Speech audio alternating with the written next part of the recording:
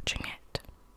One of my favourite podcasts is Red Handed, and I actually went to see them live maybe nearly 2 years ago, and I loved it. I actually recorded this video yesterday, but I felt like I wasn't being respectful enough in it, so I just decided to reshoot it. Well, let's get into it. I'm going to be starting from the very beginning. Michael Robert Ryan was born on the 18th of May 1960 at Savernake Hospital in Marlborough, Wiltshire, the only child to Alfred and Dorothy Ryan. The reason I'm looking over here is because my notes are over here, by the way. His father had worked for a local government agency as a building inspector and died from cancer in 1985. Ryan's mother worked as a school dinner lady and later as a waitress.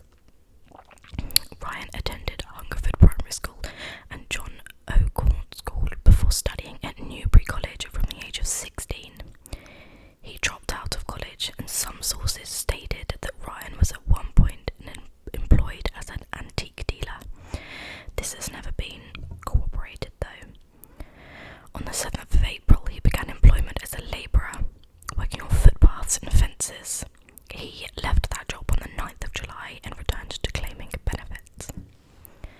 I did some background information on the firearms he owned, so I'm just going to pop that in now quickly.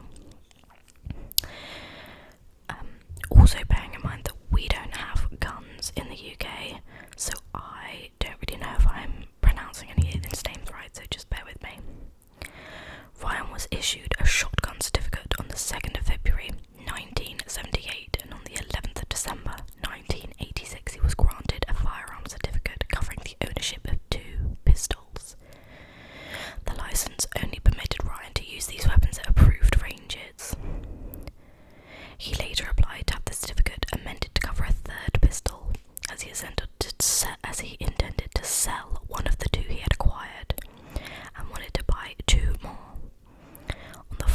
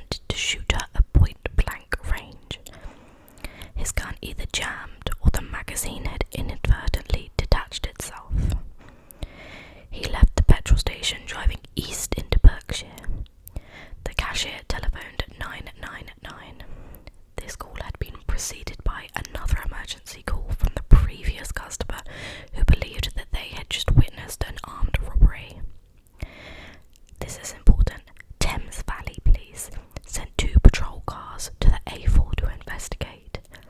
They were at this point unaware of the murder in Savernake Forest, which had been responded to by officers from Wiltshire Police. Initially, there was 2 manhunts underway for 2 different men.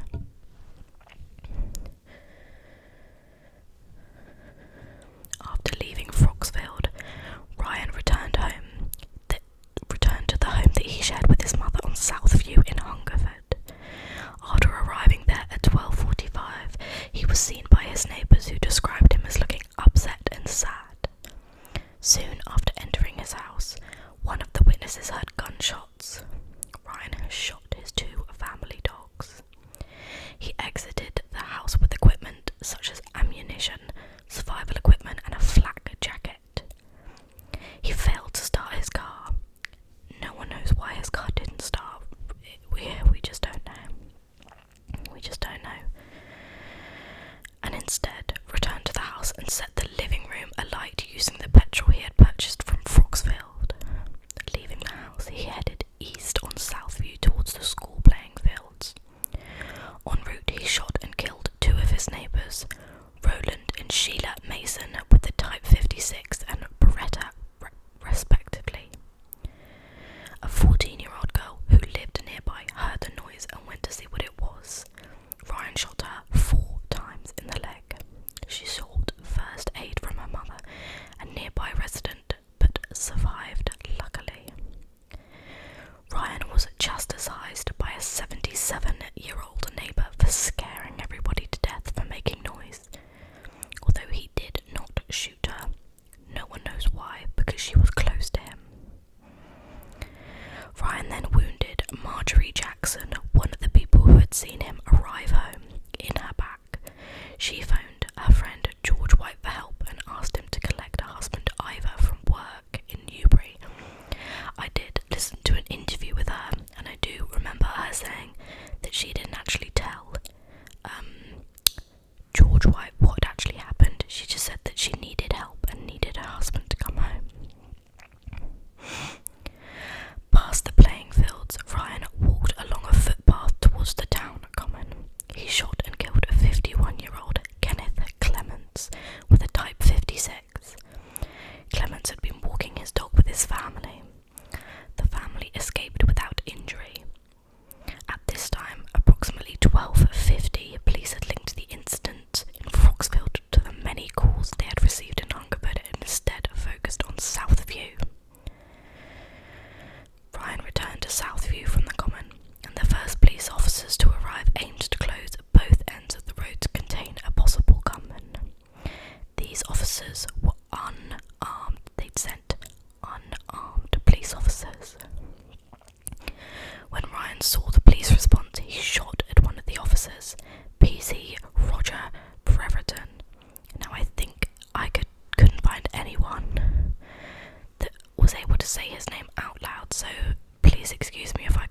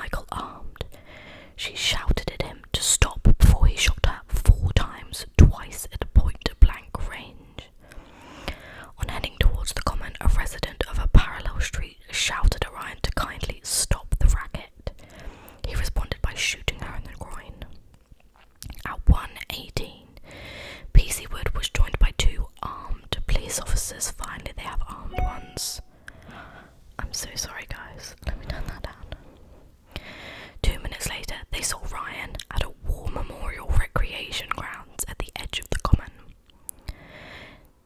Near the War Memorial Recreation Grounds, Ryan shot and killed 26-year-old Francis Butler with a Type 56. At this point, Ryan discarded the carbine. It had been inoperable since the shooting in Froxfield. He temporarily discarded the Type 56, possibly because of the spent ammunition, before recovering it. The subsequent murders were committed with the Beretta. On reaching Bull Pit Lane, Ryan shot and killed a taxi driver, Marcus Bernard, who was in his cab. Ryan headed north on Priory Avenue, where he shot and injured the occupants of a parked van. By this time, police had set up road diversions, and some of Ryan's victims were affected by these changes of routes. Douglas and Kathleen Wainwright, visiting their son on Priory Avenue, were diverted to approach from the south, where Ryan was. Approximately 100 yards from their destination, Ryan shot Douglas dead and injured Kathleen before non-fatally shooting two other drivers. Standing near Priory Avenue's junction with Tarrett's Hill, Ryan shot at a van, killing Eric Vardy. At 1:30, Ryan headed via Orkshire Park close to Priory Road, shooting at the houses as he passed them.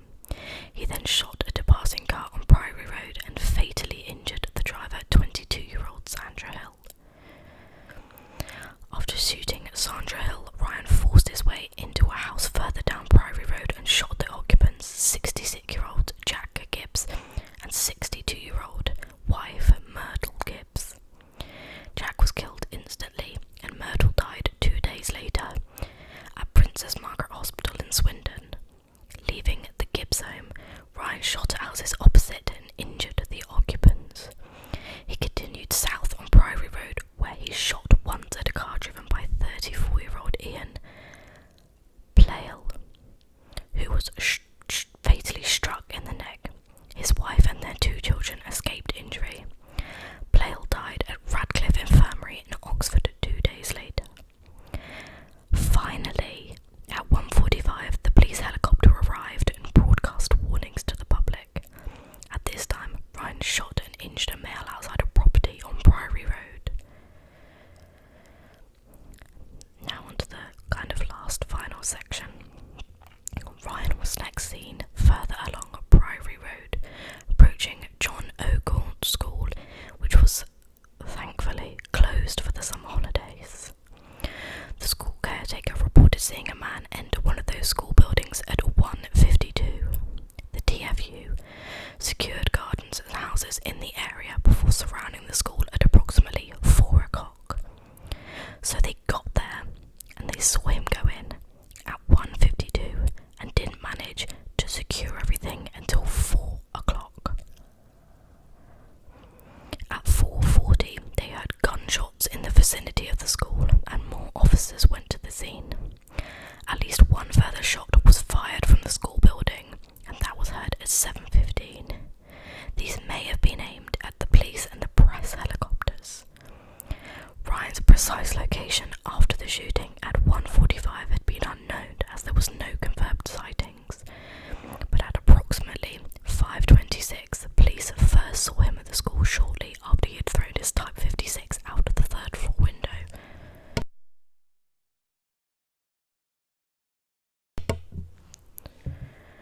Once containment of Ryan was confirmed, the fire ambulance crews were able to access the previously locked down parts of town, including the fire in Southview, which was the fire that he had started. It spread and destroyed Ryan's home, as well as 3 other properties in the terrace. Ryan fired at both police and helicopters that were circling around the school. He actually engaged in a conversation with the sergeant within the TFU and informed them of his arsenal and ammunitions, claiming that he also had a grenade as well as the Beretta. He said that he would not exit the building until the police informed him of the welfare of his mother, and stated that Hungerford must be a bit of a mess. The sergeant said he understood Ryan when he claimed that his mother's death was a mistake. Ryan reportedly replied, "How can you understand? I wish I just stayed in bed."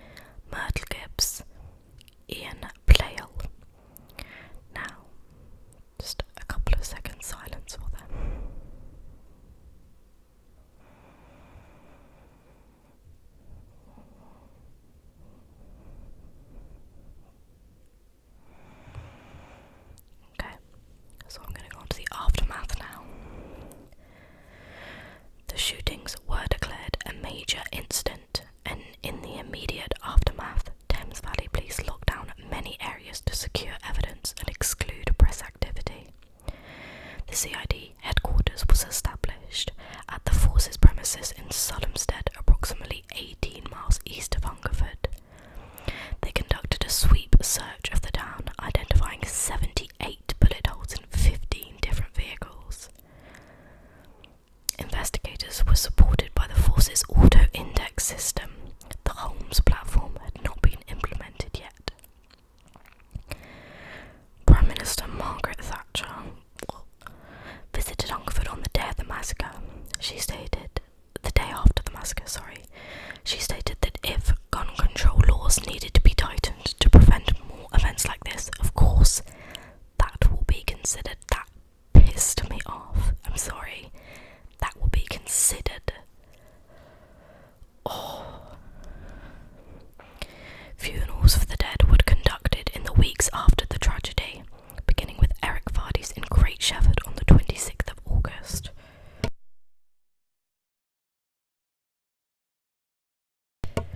Roger Brereton's funeral, held the following day at St Mary's Church in Shaw, Berkshire, was attended by Home Secretary Douglas Hurd.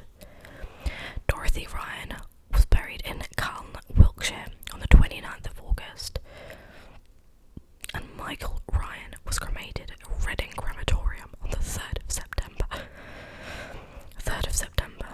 The location of his ashes are only known to one member of his family. Now a bit about the inquest and the report. The inquest into the massacre concluded on the 29th of September.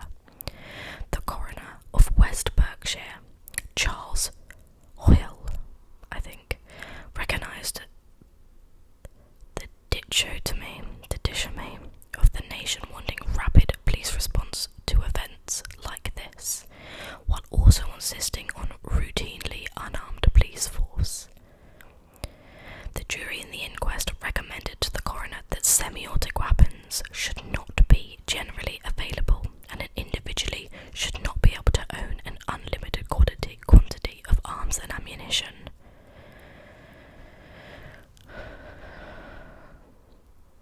Hurd commissioned Thames Valley Police Chief Constable Colin Smith to prepare a report on the incident.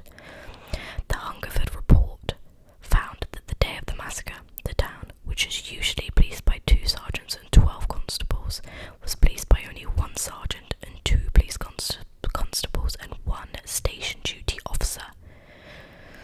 It was reported that such restrictions in personnel that day could certainly have become a relevant factor that Ryan had not been traced and contained rapidly.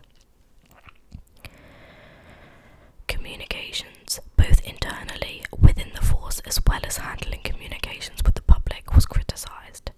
Telephone exchanges could not handle the number of 999 calls made by witnesses. The Newbury exchange normally handled 300,000 calls per day, but this increased to 800,000 on the 19th of August. Some witness reports were significantly delayed, which resulted in out-of-date data or duplicate information being released. The public telephone network, as well as lines to the emergency services, was saturated. As a result, British Telecom, which is BT, implemented measures to relieve the stress on telecommunication networks on the 19th of August, freeing up communications for the police. The force also used 13 mobile phones as well as a landline to connect,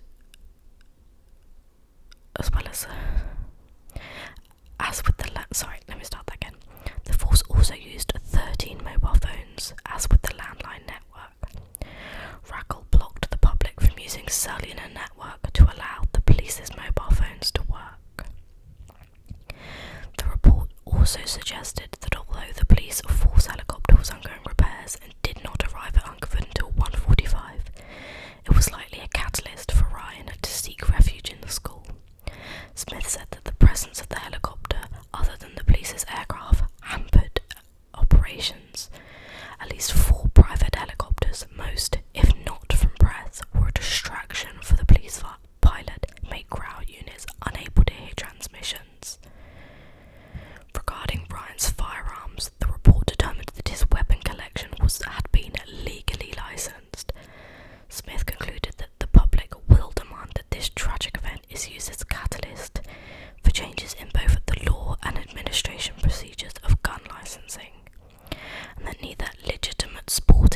leisure interest would be seriously damaged, nor significantly impeded if semi-automatic fire guns were prohibited from general sale. The report led to the Firearms Act of 1988, which banned the ownership of semi-automatic centre-fired rifles and restricted the use of shotguns with the capacity of more than 3 cartridges. An amnesty held following the passing of the Act amassed 48,000 firearms. In June 1988, PC Brereton was